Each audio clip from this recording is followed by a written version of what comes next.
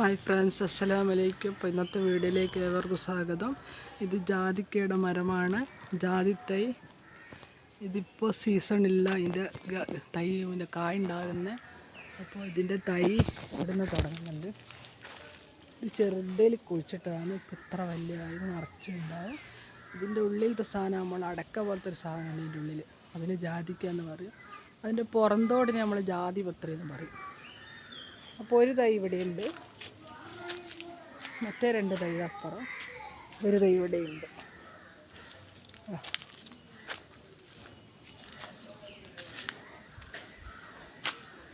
അപ്പോൾ ഞാൻ ഷൂട്ട് ചെയ്യുമ്പോൾ പൂച്ചയുണ്ട് മേലേന്ന് പ്രസവിച്ചെടുക്കുക, ഇങ്ങനെ വാച്ച് ചെയ്യും നമ്മളെ. നല്ല വെയിലാണ്, നല്ല കാലാവസ്ഥ. അപ്പോൾ ജാതിക്ക തൈ കണ്ടു.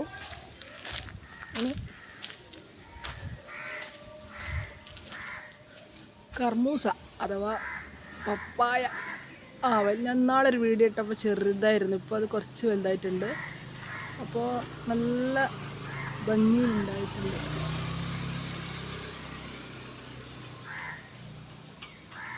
നമ്മളെ പച്ചപ്പുള്ള സ്ഥലത്താണ് നമ്മൾ താമസിക്കുന്നത്.